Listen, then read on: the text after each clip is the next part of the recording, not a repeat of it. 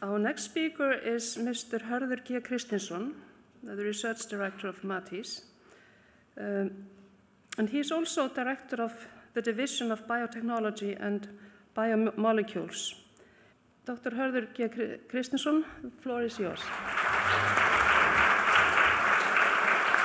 Minister and guests, I want to welcome you all to this morning meeting held by Matís and with our colleagues here also at PepsiCo.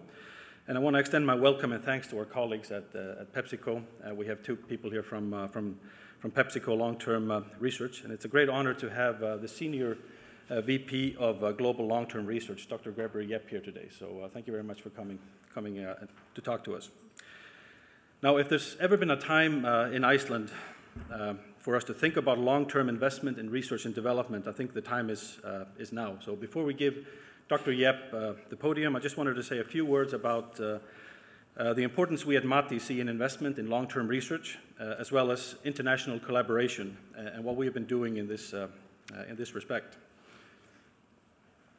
Now, we have a saying in Icelandic, which is translated directly in English: those who row catch the fish, which means that those who put in the effort reap the reward.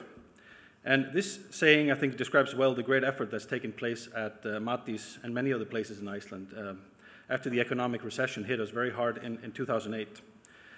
Back in 2008, we at Matís and elsewhere were faced with two options: either pull back and play defense, or charge forward and play offense. And thankfully, we chose the latter, playing offense. And I think we're now reaping the benefits of all that hard work that we've gone through over the past few years.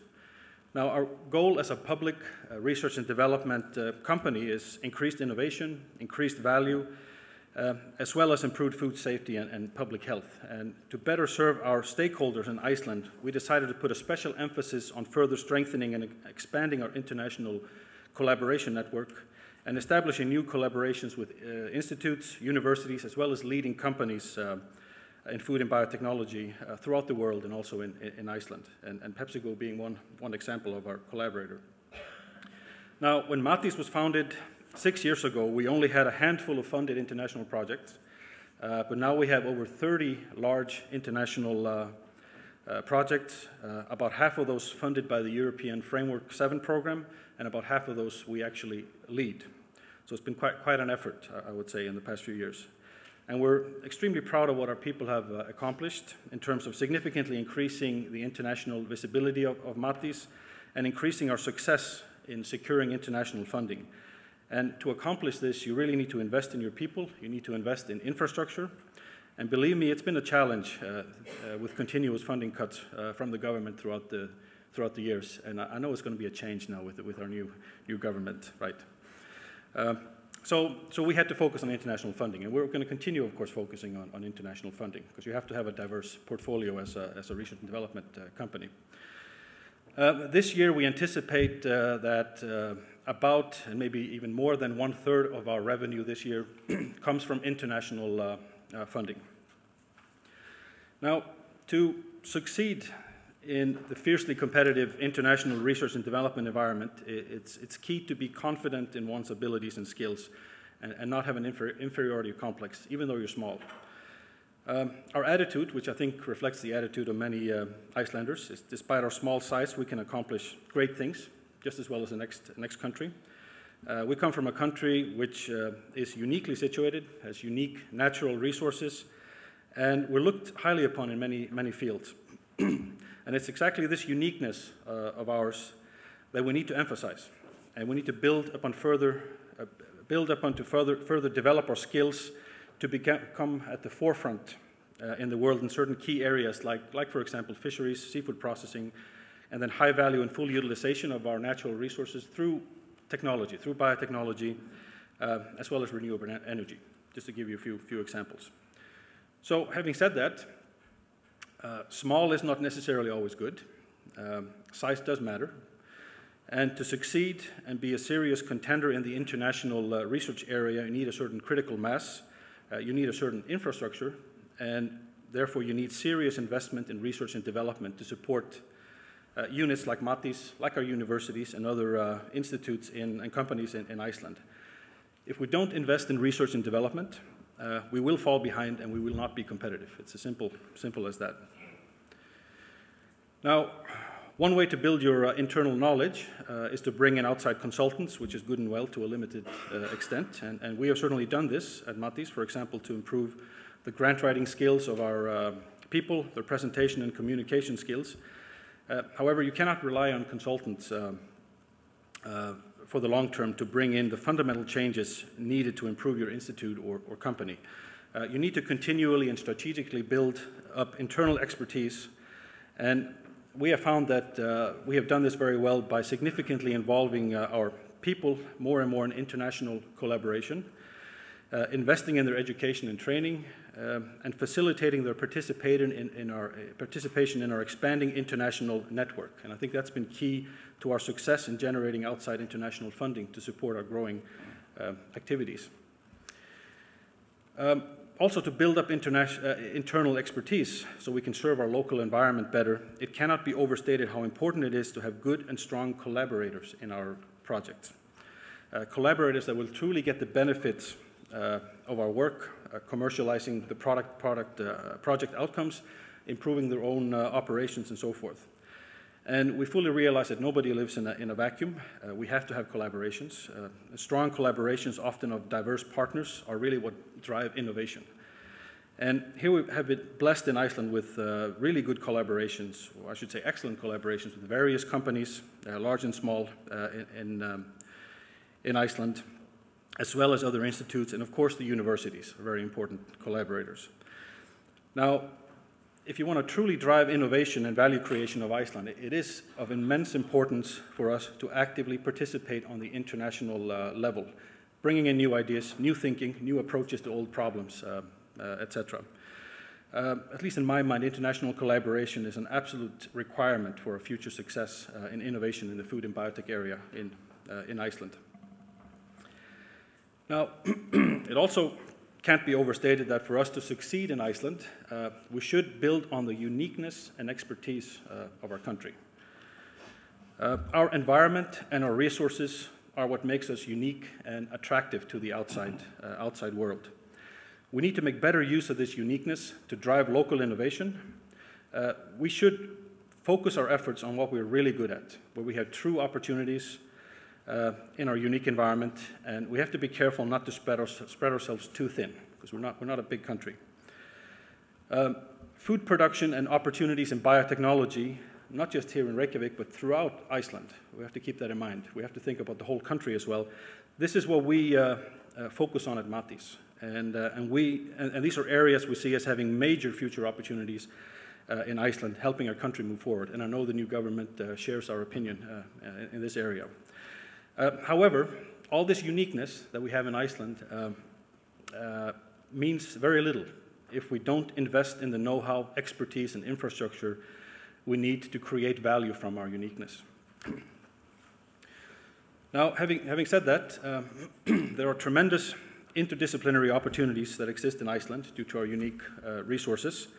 We need to harness these opportunities, bring people together from different disciplines, really think outside the box to feed innovation and development in Iceland. And I could mention many examples of successful projects where we brought people together with diverse backgrounds. For example, artists, scientists, engineers, computer scientists, farmers, fishermen, designers, business people, and marketers. And the outcome can really be fantastic when you get these diverse groups of people together in a room and have them take part in the innovation process. So innovation is not just confined to science and engineering. So this brings me to the international funding bodies, like the European Framework 7 program, which is the largest funding program in Europe. Iceland invests every year a significant amount of money in this program, and it's our duty to actively seek funding from the program and ideally get more funding back than what we invest. And this has been the case so far. It's been a very important program for the country and for research and development in Iceland. And to continue our success in international funding, we have to keep investing in our people and our infrastructure, just so we stay up to date with the newest developments and we stay competitive in the very fiercely competitive international environment. Now, one key outcome of investment in research and development is building up greater know-how and expertise of our people, for they are our most important asset. And at Matís, we have, for example, put a great deal of emphasis on increasing the educational level of our people. And here are examples of 4 outstanding young women, some of them in this room, maybe all of them actually, 2 of which have completed their PhD and 2 studying for their PhD while at the same time working at Matís. Now, strong collaborations with universities in Iceland as well as overseas has made this possible, and we're extremely grateful for this collaboration with the universities. At any given time at Matís, we have between 20 or 30 master's and PhD students doing the research project at Matís in connection with Matís. In most cases, projects that both have an academic and a practical component, and in many cases done in collaboration with companies.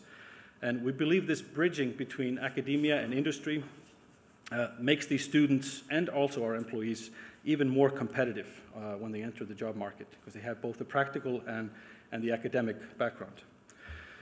Now, we also strive at developing a stimulating and encouraging environment for our people. For example, we give them opportunities to develop their ideas further and bring them to market, for example, through spin-off companies.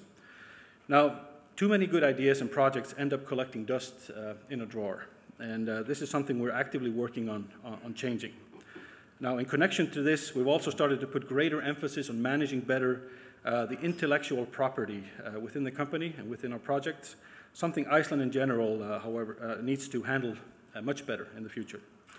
Currently, Iceland does not rank too highly when it comes to patents and other intellectual property matters, and as a country, we really need to shape up in the coming years, because this is a very important component of innovation, protecting the IP behind innovation. Now, the other key outcomes in research and development, sometimes hard to measure, is value creation. And I'm going to use one example here of value creation. If we look towards our biggest industry, the food industry, the seafood industry, we can see that the value of our catch has risen dramatically since 2003. And this despite reductions in harvest. And the reason is substantially more value per kilogram of fish caught. And this is partly also because of major innovations that have taken place in seafood processing through science and through investment in science. And we believe the strategic decision to implement the so-called AVS fund to support research and development in the seafood industry has played an immensely important role in this development of our industry. The bottom line is that increased investment in research and development is of paramount importance for the future success of Iceland, and it will give multiple returns back to society.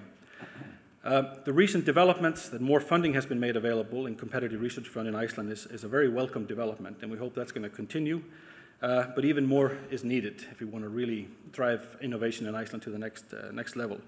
And I also want to use the opportunity, especially since we have the minister here today, to mention that it's of great importance that some of the R&D funds are also earmarked to support continued research and development to our most important sector, which is our, for example, the seafood processing industry and the related industry that are connected to seafood processing. We need to make sure our foundation industries continue to develop and innovate and create more value in Iceland. Now, continuing on with fish as an example, I could mention many examples how investment in R&D has led to more value creation, and an excellent example, I think, is how far we've come with our most valuable fish species, cod. And I apologize to any Norwegians in the room, but we use this comparison often because this is data this is official data, so we didn't make up this data. If we compare ourselves to Norway, which is our closest seafood processing neighbor or big seafood processing neighbor, we see that we not only have substantially higher processing yields, but also have a much higher value per kilo caught compared to Norway. And as I said before, this comes in part from long-term investment in research and development in this sector, something we have to continue. Now, continuing on as cod, because I like to use it as a one example of how research and development has played an importance in Iceland. We've seen improved technologies based on research, made it possible to get higher quality raw materials, better yields, higher value, and new products opening up new markets to us. And furthermore, many exciting high-value spin-off opportunities have developed around this single species in Iceland. We're increasingly seeing biotechnology and bioprocessing becoming an important part of the value chain, and we predict it will not be a small side branch of raw material processing in the future, but it will be fully integrated into processing, seafood processing in the future. Examples of successful high-value utilization of cod include highly innovative medical device products developed from fish skin, for example, medical device products in development from using cod enzymes, cosmetic products containing cod enzymes, bioactive peptides and proteins, omega-3 fatty acids, etc. There's a long list. And so cod, the reason I use cod is because cod is really an example of a species where we are getting very close to achieving sustainable full utilization with hardly any waste. And as anybody in this room knows, waste is a huge international problem. So here in Iceland, we've gone a long way with our most important species due to long-term investment in research and development. And I think it should serve as a great example of what we can do with other renewable resources that we have available in Iceland. Now, having said that, to stay competitive, to utilize our resources responsibly and get the most value out of them, we have to be continually investing in long-term research and not just play catch-up with our neighbors, but be leaders and truly think long-term, think towards the future. And I want to mention it's also very important to think strategically to the long term, okay? Focusing on projects and challenges that are of true national importance for Iceland, not just to do research for research's sake, but have a strategic approach to research. And also through our international connections, we need to do a better job of influencing policymakers with respect to the food and biotechnology industry. And here we have to be ready to invest time and effort to have a true and meaningful impact on the global level. So when it comes to thinking in the long term and deciding where to put our efforts in research and development, we should be thinking of the so-called grand challenges we're facing as people. And this includes the green economy, which involves environmental issues, sustainable utilization, new sources of energy, and so forth. Health and aging is another grand challenge. We are aging as a population, and there are various lifestyle and diet-related diseases that become more prominent as we age. There's a lot to do in this area. And then food security as well as food safety is another grand challenge we need to focus our efforts on. And these are issues that affect us all throughout the globe, regardless where we come from. And we as a global community need to work on these issues together, underlining the great importance that we, as a nation, that we participate actively in the international arena. Now, due to a long-standing collaboration, traditional collaboration with Europe, our European partners, we have traditionally looked more towards the east, which I think is this way right now, and for our collaborations. But I think now we need to increasingly look also more towards the west to connect with our colleagues in North America. There are major changes on the horizon with respect to the Arctic environment, opening up of the Northern Passage, etc., distribution of species, moving from south to north, which will bring with it significant opportunities as well as potential problems. So it's a key we join forces with all parties sharing an interest in this environment. So connected to this, and this is my final slide, there's a relatively new term we need to get used to for the future. It's called the bioeconomy, a truly interdisciplinary view of the environment and the economy, and future policy making on how we sustainably utilize our resources, where we divert research funds for the future to drive innovation, job growth and value creation will in large part be looked on holistically by taking all the bioeconomy into account. And as this figure shows, it's all connected in the bioeconomy. However, not surprisingly, the backbone of the bioeconomy are our sustainable resources, innovation, and education. Just underlining what I've been preaching today, that investment in research and knowledge is crucial to drive our economy in the right direction. Now, if we look at Europe, which we're a part of, the bioeconomy in, for example, the EU countries has already a turnover of nearly 2 trillion euros and employs more than 22 million people, accounting for 9% of total employment in the EU. And the new European Horizon 2020 funding program, which we will take a part of and which takes over the Framework 7 program, will substantially increase research funding into research that relates to the bioeconomy. And this program will run from 2014 to 2020. It has an 80 billion euro budget, significant budget. And I think we in Iceland, we have tremendous opportunities to seek funding through this program, and with our uniqueness and our collaboration network throughout Europe. And this program is also open to other countries than Europe. The program also greatly emphasizes getting research to market. Okay? And not just research into publication. And this is something that Europe has been really lagging behind when it comes to the US, and hopefully there's going to be a change here. Now, it's estimated that the Horizon 2020, the new research program, will generate an added value of about 45 billion when it comes to the bioeconomy sector and create a huge number of jobs by 2025. And it's also estimated that for every euro that's invested in bioeconomy research through this program, it will generate 10 euros back. So you're going to get a tenfold return estimated on investment in research and development, again, underlining the importance of investing in research and development. So we have a lot to offer as a country, and if I haven't said it enough, I will say it again.